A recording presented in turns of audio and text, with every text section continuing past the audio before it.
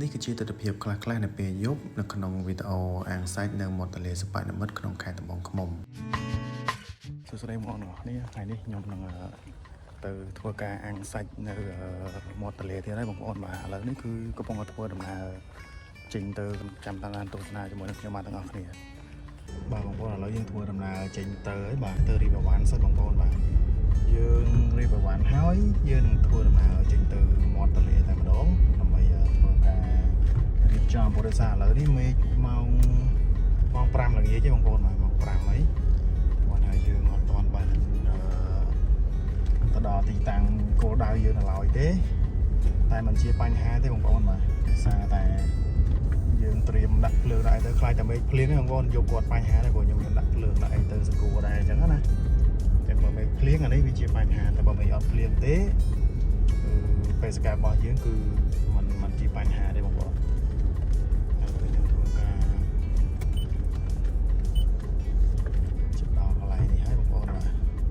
បន្ទាប់ពីយើងធ្វើការចេញពីចំណតឡានមកឥឡូវយើងមកដល់ផ្ទះហើយយើងធ្វើការរៀបចំអីវ៉ាន់ដើម្បីរៀបចំទៅធ្វើការអាំងសាច់នៅមាត់ទន្លេនេះគឺជាទស្សនវិជ្ជាដែលយើង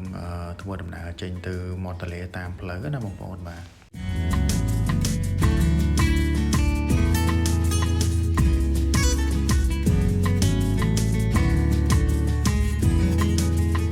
ភាពនៅតាមដងផ្លូវពិតជាស្រស់ស្អាតមែនតើបងប្អូនអមជាមួយនឹងវាស្មៅខៀវខ្ចីជាមួយនឹងទិដ្ឋភាពដ៏ស្រស់បំព្រងនៅពេលល្ងាចបងប្អូនបាទឥឡូវនេះគឺយើងបានមកដល់របងមុខសាលាខេត្តត្បូងឃ្មុំហើយគឺរបងមូលធំហើយនៅត្រង់របងមូលនេះបើសិនជាយើងជិះមកពីខាងផ្លូវ73មកគឺយើងឆ្ពោះទៅ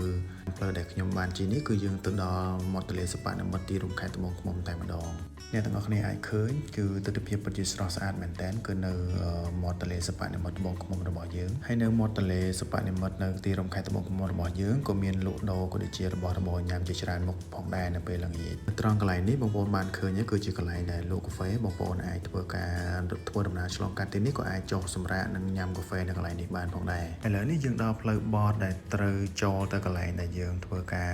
រៀបចំកន្លែងអាំងសាច់ហ្នឹងហើយឃើញថាទេសភាពនៅពេលល្ងាចគឺពិតជាស្រស់ស្អាតមែនតើបងប្អូនជាមួយនឹងទេសភាពស្មៅលាស់ខៀវខ្ចីនិងផ្ទៃមេឃខៀវស្រងាត់តាំងកន្លែងនេះបើសិនជាបងប្អូនចង់ relax ក៏ដូចជាចង់លំហែអារម្មណ៍ស្របយកខ្យល់អាកាសបែបធម្មជាតិណាបងប្អូនអាចអញ្ជើញមកទីនេះបានដោយសារទីតាំងកន្លែងនេះគឺវាលស្រឡះល្អជាមួយនឹងទឹកទន្លេសិប្បនិមិត្តរបស់យើងនៅពេលដែលខ្យល់បក់មកគឺមានអារម្មណ៍ស្រស់ស្រាយមែនតើទីតាំងកន្លែងនេះសម្រាប់បងប្អូនដែលគាត់មានមិត្តភ័ក្តិមានអីចង់ relax ពេលល្ងាចពេលចេញពីសម្រាប់ការងារឬក៏ចេញពីសិក្សាអីអាចមកទីតាំងកន្លែងនេះបានដល់ទីតាំងហ្នឹងបងប្អូនអានេះគឺទីធ្លាដែលយើងត្រូវមកអាំងសាច់ងាយហ្នឹងទឹកទន្លេក៏ទឹកវាស្រកច្រើនបងប្អូនបាទពីប្រហោនេះកូនក្មេងចាំអាំងសាច់បងប្អូនហើយនោះទៅ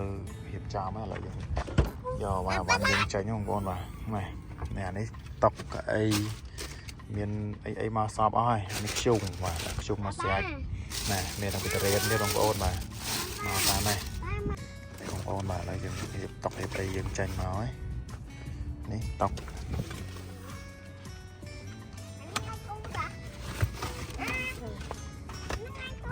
បន្ទាប់ពីយើងរៀបតុករៀបកៅអីហើយឥឡូវយើងធ្វើការរៀបចំបង្កាត់ភ្លើងដោយយើងយកខ្ជុំយកអីមកជាមួយអញ្ចឹងណាបងប្អូនឃើញថាខ្ជុំរបស់យើងគឺយើងបង្កាត់បានឆេះហើយឥឡូវគឺយើងបានរៀបតុករួចរាល់ហើយដែរឥឡូវយើងបានដាក់អាំងសាច់របស់យើងបដាហើយព្រោះដោយសារតែយើងបានរៀបចំហាន់សាច់នឹងពីផ្ទះមករួចរាល់ហើយគាត់ឲ្យមកដល់យើងដាក់អាំងដាក់អីទៅគឺហើយតែម្ដងបងប្អូនបាទចាប់ផ្ដើមមានក្លិនឈ្ងុយបដាហើយបងប្អូនបាទព្រោះដោយសារតែពេលវេលាយើងខ្លីឥឡូវនេះគឺម៉ោង5ជាងជិត6ហើយជាមួយនឹងទេសភាពគឺស្រស់ស្អាតមែនតើបងប្អូនហើយយើងមកអាំងសាច់នេះមកគ្នាតែ3នាក់ទេបងប្អូនបាទគឺមកតែខ្ញុំប្រពន្ធខ្ញុំនិងកូនរបស់ខ្ញុំហើយអញ្ចឹងគឺថាសាច់របស់យើងនោះគឺឆ្អិនបដាហើយបងប្អូនបាទឃើញថាកូនរបស់ខ្ញុំគឺចាប់ផ្ដើមឃ្លានបាយហើយបងប្អូនអញ្ចឹងនៅពេលដែលសាច់អាំងឆ្អិនគឺយើងចាប់ផ្ដើមឲ្យគាត់ញ៉ាំបាយបដាតែម្ដងព្រោះយើងបានខ្ចប់បាយខ្ចប់អីពីផ្ទះមកដែរអញ្ចឹងណាបាយបដាមើលទេសភាពបដាជាមួយនឹងខ្យល់ពេលល្ងាចត្រជាក់ណាបងប្អូនអូពិតជាអារម្មណ៍ស្រស់ស្រាយមែនតើហើយឥឡូវសាច់អាំងរបស់យើងគឺអស់ពាក់កណ្ដាលហើយបងប្អូនបាទនៅសល់តែ បែកកដាលទេហើយនៅពេលដែលល្ងាចទៅបងប្អូនគឺខ្យល់ខ្លាំងមែនតើបងប្អូនបាទគឺប៉ើងតុកប៉ើងកៅអីប៉ើងចានប៉ើងឆ្នាំងអស់ហើយបងប្អូនឥឡូវយើងប្រមូលទុកអស់ហើយនៅអវ៉ៃវ៉ាន់របស់យើងបរិសាខ្យល់ខ្លាំងពេកដាក់ទៅគឺប៉ើងហ្មងតោះតែអង្គុយទុកចាំបានកើតបងប្អូនសម្រាប់ប្លង់នេះណាបងប្អូនបាទទីតាំងនេះគឺពិតជាស្រស់ស្អាតមែនតើនៅពេលយប់ទៅគឺយើងមើលឃើញទឹកទន្លេជាមួយនឹងខ្យល់បរិសុទ្ធធ្លាក់មកអញ្ចឹងណាយើងមើលទៅគឺស្រស់ស្អាតមែនតើបងប្អូនបើសិនជាបងប្អូនមានគ្នាចង់មកលំហែអារម្មណ៍អីទីតាំងនេះគឺល្អបំផុតបងប្អូនបាទហើយក្នុងវីដេអូនេះគឺមានតែប៉ុណ្្នឹងទេបងប្អូនបាទក៏សូមអរគុណសូមគោរពលាបាទ